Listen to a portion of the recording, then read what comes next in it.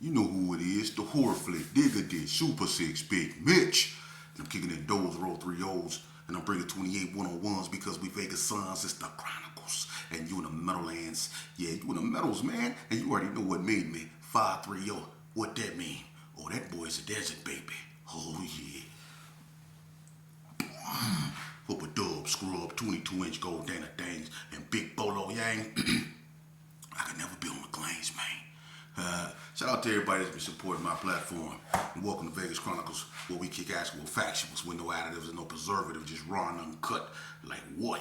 Like summer sausages and crackers. You already know. Shout out to everybody that's been supporting my platform. Shout out to everybody that's been wishing me well. I've been a little bit under the weather. Let's get right off into it, man. I would like to send a special shout out to my relative, Marcus Allen, CEO, Big Marcus, man. He sat down with me. If y'all didn't get a chance to catch that interview, you can go to my lives, Big Mitch, and check that interview out. It was a powerful interview, and I look forward to doing many more with him, man, because he has a collegiate barbershop that I want him to come on and talk about, just in case, it's youth out there that might be interested in that. He has a collegiate barbershop for those that's interested in, cutting hair and stuff like that, man. And he's a real positive figure in the black community, and he do positive things. So if you really want to get out that life, man, he's a beacon of hope.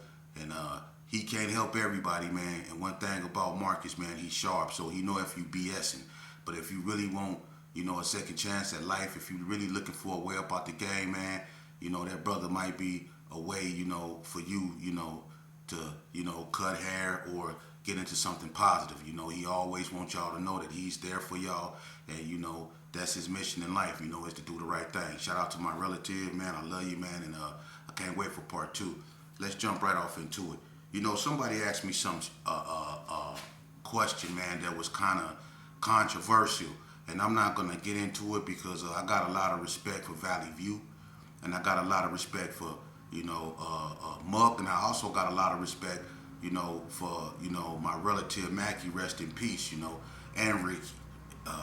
So I'm not going to get into that like that, but what I will say is they asked me about Sambo.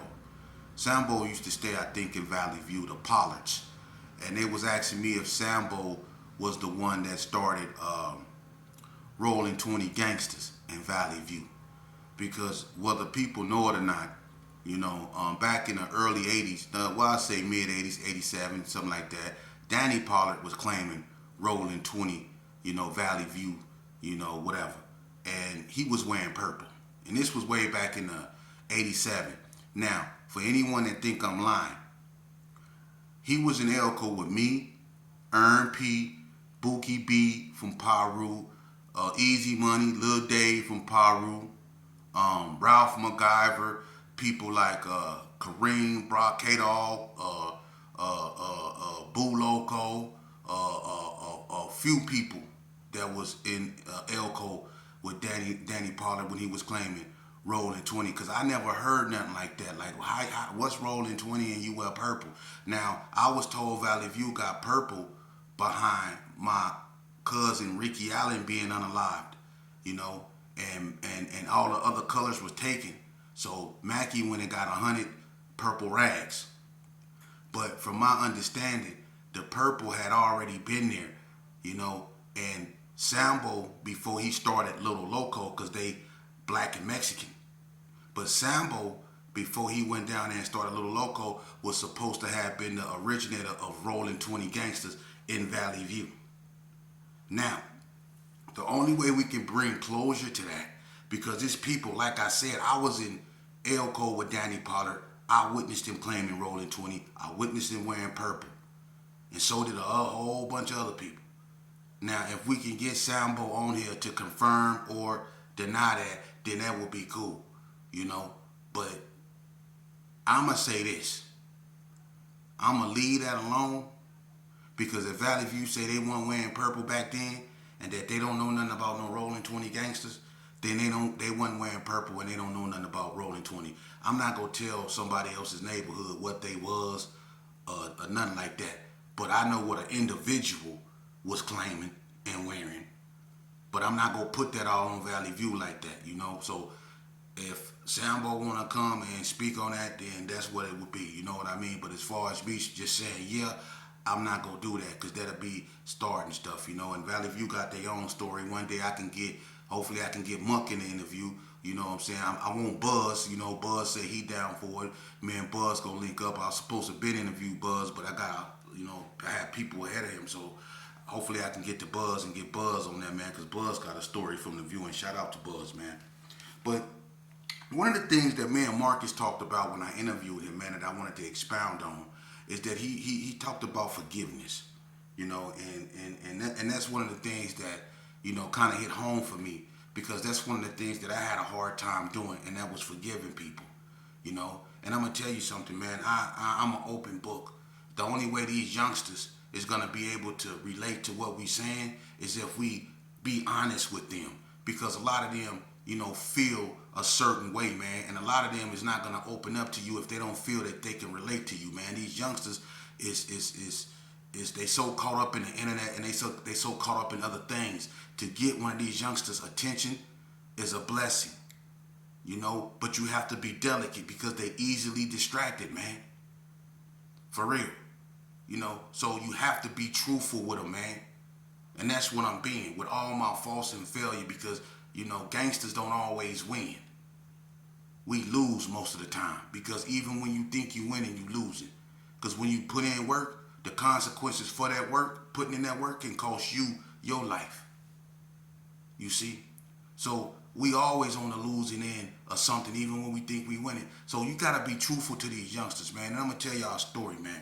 I was in prison, right? And it ain't to embarrass nobody, you know. So I'm not trying to do that, but people know when I was in prison, I was a bully, and I used to make people go to the coffee shop, especially at Indian Springs. You know, I used to prey on my little homeboys or whatever, cause I figured they came up here with 18 months, they came up here with a 2 to 5. They ain't even got no time. I'm up in here. I don't even got, you know, numbers. I got letters. You see, so I'm up in here with an attitude like I'm not going home. And then they leave and they come back. They leave and they come back. You know, so I was bitter. You know, so I started tripping on them. You know, and I started, you know, sending them to the coffee shop. Go get me some cigarettes. Go get me some ice cream. Go buy me a box of chicken. You know, how much money you got on your books? Go give me a carton of cigarettes so I can go buy me 4 caps of weed. You know what I mean? I used to be on one, man. You know, and I had this little homeboy, man, and I'm not finna get into that, you know what I'm saying? Because like I said, it's not to embarrass nobody. But I used to bully him. You know, he had a little money on his books, you know, and he came to me basically, you know, as a little homie to a big homie to give me my respect. But I took what respect that he had for me and I used it to my advantage. I didn't care that he had respect for me. All I cared about is that he had money on his books. You see? So I was the problem.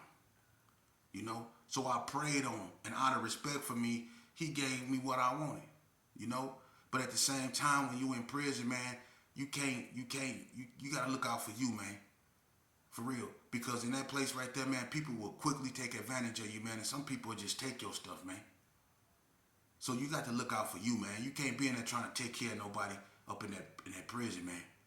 For real. You got to be in there taking care of you. I know people look out for they homeboys and all that stuff, but you got to look out for you up in there, man. Because ain't nobody going to look out for you. And the state ain't trying to really take care of you. For real. You going to be doing bad up in there if you ain't got no help or no hustle. But anyway, so it came to a point to where I was sitting that cat to the coffee shop every morning. You know, smoking, you know, what little money his family was sending him. I'm making him go spend that on bud. And he was doing it, you know, for a minute, you know. I mean, I've been gone from the streets for a long time. He was hearing my name, you know, and he just was showing respect, but it came to a point to where, you know, he ain't have money no more like that to give me. He had to take care of himself, and what little he had left, he needed soap, you know, deodorant and stuff like that, but I wasn't hearing that.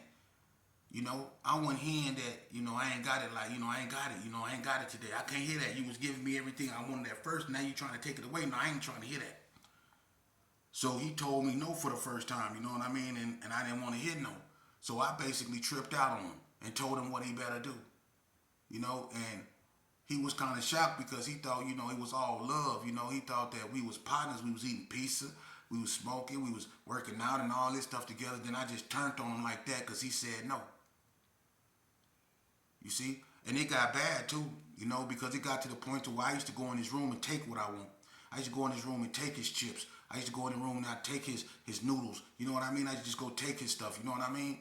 It got to that point, and he didn't want to confront me about it or nothing like that, you know. But at the same time, you know, he didn't want to just look like no coward, you know. So one day I came up in his room, you know, and he had some chips, you know, open on in the wall. You know, we used to have these wall units in Indian Springs, and he had, you know, a bag of chips and it was open. So I went in there and I stuck my hand up and he said, man. He said, that's the last bag I got. And I took the whole bag. I said, now you ain't even got these. And I walked out the room eating his chips straight up. He jumped off the bunk. He come out the room after me like, nah, shit, you know, trying to take, you know, the chips back. We're in the hallway. And a lot of people remember this. You know, if you know, you know. So we came out in the hallway. It was down there in Unit 4, down B-Wing. We come in the hallway. We come out in the hallway. My cellie at this time was a guy by the name of China Joe. He was from California, a heavy-set, light-skinned dude with long plaits. He was from PDL, Pasadena, Devil Lane. His name was China Joe. And China Joe remember this. And my homeboy, he tried to take his chips back, right? So we go out in the hallway, and she get my chips back, right? I wasn't getting him nothing. I kept turning my back, and I'm eating them, right? I'm laughing. It's funny because I can't believe he really trying to take his chips back, right? Now I'm getting mad.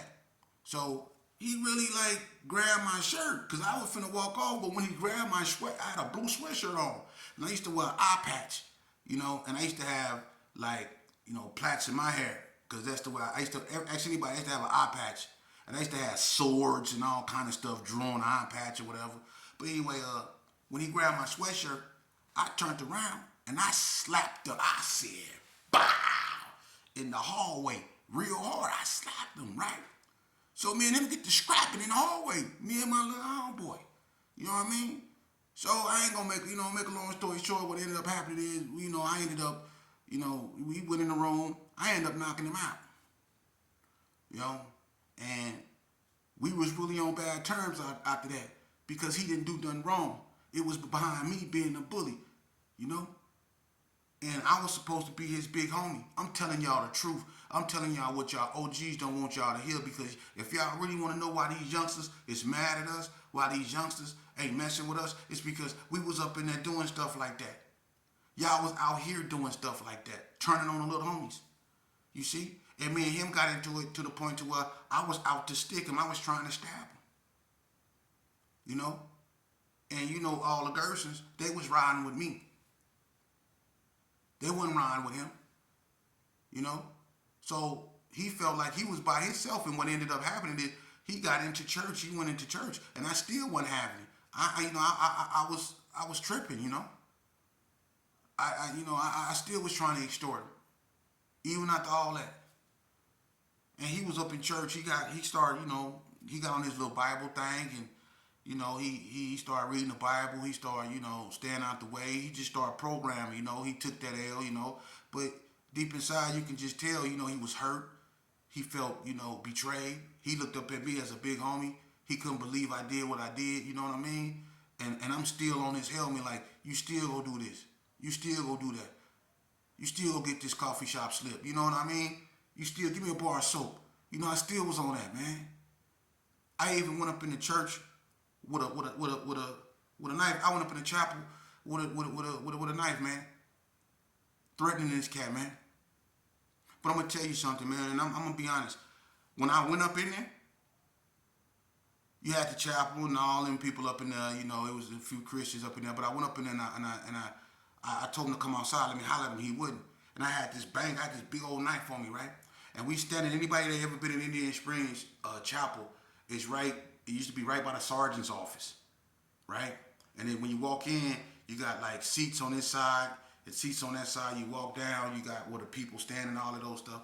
So we was over there by I guess you call it the pulpit, where the preacher be preaching, right? So we talking, right? So I'm sitting there threatening, trying to get him to come outside. I'm trying to get him to go to the coffee shop. But he basically saying, "Sheep, leave me alone, man. I'm cool, leave me alone." He ain't going to the coffee shop.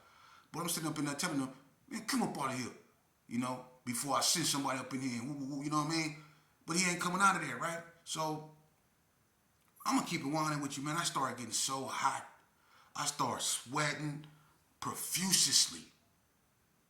I started sweating, man. It was like I started getting irritated, like I just couldn't, and I had to get up out of there.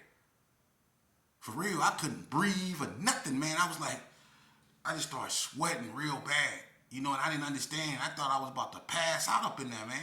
So I had to leave up out of there. And when I left up out of there, when I hit the outside of that cold air hit me, man, and I was breathing again, I was like, man, whoa, you know what I mean? Now being, you know, mentally mature, I know what that was. That was God. I came in his house with that madness. You see, but that's how my behavior was in prison. I got that bad. I turned on my own people. I was trying to extort everybody. I went kind of for real, for real. And I admit that, man. You know, it took a long time for me to really come to terms with the fact that I was who I was, a bully. Me and Vato Wack. That was my little partner right there. I love Vato Wack. But me and Vato Wack had words. And it wasn't behind nothing he did, man. I turned on Vato Wack, and he remember this. You know, me and Vato Wack used to be like this here. It was me, Vato Wack, Touch Tone, and J-Lo. We was the four. Everybody know that. We was the four up in High Desert. The only ones other than me, Vato, Touch Tone, and J-Lo was Pookie Red. But it was us four. But me and Vato got into it because I'm telling you, man, when I knew that he was going to camp, and he didn't know that, but I knew he was getting ready to go to camp, and the fact that he was going to leave, and I knew he was going to leave, you know, I knew Touch Tone was going to leave, J-Lo was on his way going home, I was the only one not getting out. And Vato was showing me nothing but love, man, but I turned on him, man, because I had to break that bond, and I didn't know how to, you know, but I said some things to him, man, that was out of line, you know what I mean? But me and him was able to sit down now and talk about that, man. And that's why I go back to that forgiveness. You know, I was able to say, hey, man, I was out of line for, you know, what I said, Brody. You know, I was bitter. I wasn't going home. I still had so much time to do. You know, I was, you know, in and out them, you know, wars back there. Because I just, you know, having so much time like that, it messed with your mentality, man. And that's why I be telling the youth about that. You youngsters that's out here banging, talking about it's still on, talking about the war still on with the young brothers in charge and the Yankees. And somebody told me something about the Yankees, man. And I wonder if this true. If y'all youngsters out there listening to this, is this true? I heard that the Yankees started from a record label. Is that true? A record label. I heard that the Janky movement wasn't even supposed to be, you know, what it is today. I heard the Janky movement was a record label at first. You see? But my thing is this right here, man. How could the roll it lit? We need to find a way to put an end to this little brush fire that's still going on. Because we done basically burnt up enough of our community with our madness, man. What you see in this clickbait, even though it's treacherous, these youngsters is to be taken serious. And this is a serious problem.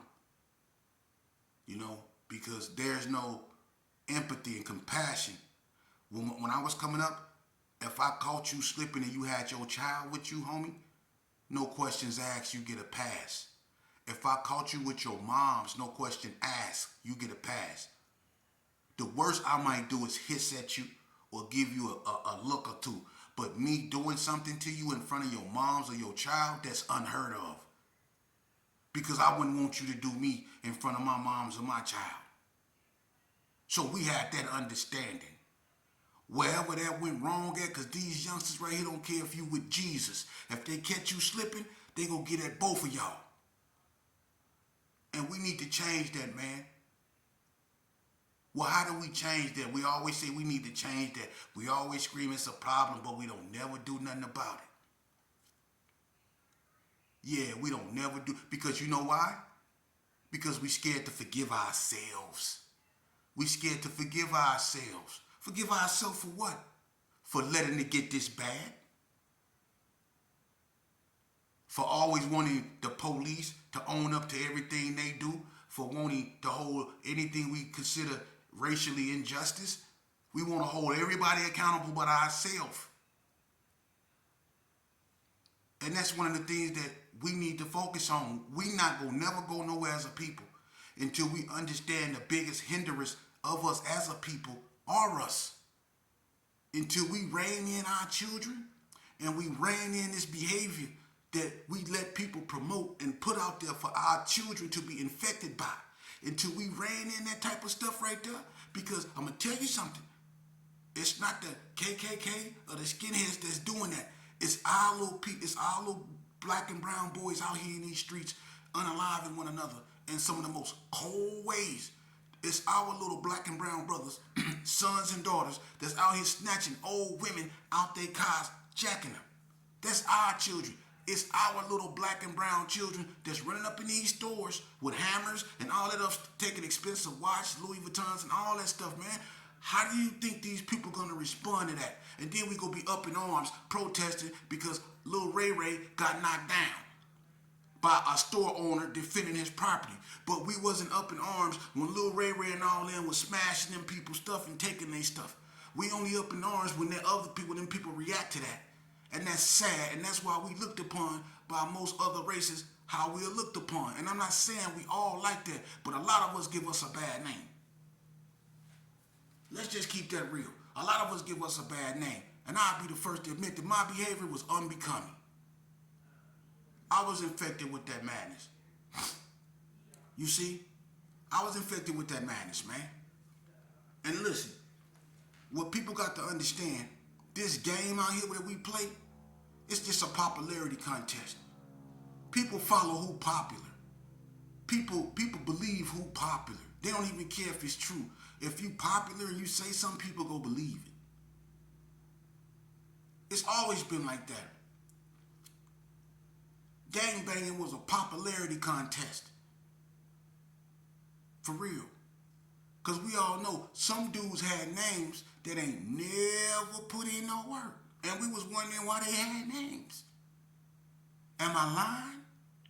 It's some dudes out here in the street that ain't never put in no work. Not like that. But these cats got names like they had. They got names. We know that, man. We know dudes that ain't even never went to the penitentiary. I heard of a smooth criminal. I have. I've heard of a smooth criminal. Hell, I danced to it when Michael Jackson sung it. But I ain't never heard of no criminal that damn smooth. If you was out here doing something, you went somewhere. I'm serious, man. And the ones that didn't go nowhere is because they only did it probably once or twice and then they stopped. Because there's a lot of dudes that put in a little work and then they got out the game real early. But if you stayed in this game and you was putting in work, I don't care who you was, and you was really in them streets, you was in jail a lot, and you went to that pen. Ain't nobody that good. Ain't nobody that good. And the ones that was putting in work and did, come on, man. Come on, man. Let's make a deal. Y'all remember that game show? Let's make a deal. I'm gonna tell y'all something. It's a lot of so-called reputables, and this is what I found out in prison. It was a DA. His name was Mel Harmon. He was a real known DA before the Bell brothers and all that. His name was Mel Harmon. This dude had so many reputables working with him. For real. I'm not putting nobody on blast. That's not what this for. But he was a DA back in my era. And he had so many so-called stone cold gangsters working with him. So this stuff ain't never been pure, man. Youngster, get up out this if you in it. If you ain't in it, don't get in it. Go to school. School is cool. For real. Don't aspire to be no rapper. Rappers don't live long. Aspire to be a CEO. Inspire. You don't have to always be an athlete. You can make millions with your mind. Don't ever let people stigmatize you to a basketball or a football or a pair of boxing gloves or some MMA gloves or trying to put you on the field. No, you belong in corporate America too. You youngsters is sharp. Y'all very sharp. Don't put everything that you believe in that music, man. Because that music, that life is a setup. It is. It's a gimmick that they play to keep the wheels spinning. You see? Because they only go promote a certain type of music. The music that destroys our community. And you got to be good at that if you want to make money. So you got to be good at destroying your own community if you want to make money. And it always go come back in a negative way. You go end up being either unalive because people go hate on you. You see? And the ones that really be making it they make it because they stay in conflict with somebody else. They always in conflict and it always end up turning out bad. And then you really become famous because people don't really, really love you until you unalived. See? That's when they buy all your albums and your whatever you... See? Is that what you want? You youngsters look at this here, you twirl your dreads and stuff like that, and you smoke your little bud, and y'all don't listen. But when y'all in there, and you shackled to a Mexican, and you're standing up and you looking at a life sentence, you want to hear everything I'm saying, man. I'm telling it to you now, so you don't have to wait before it's too late, man. Listen to your moms, man. Help your moms out. She carried you up inside her for 9 months, man. The least you can do is live.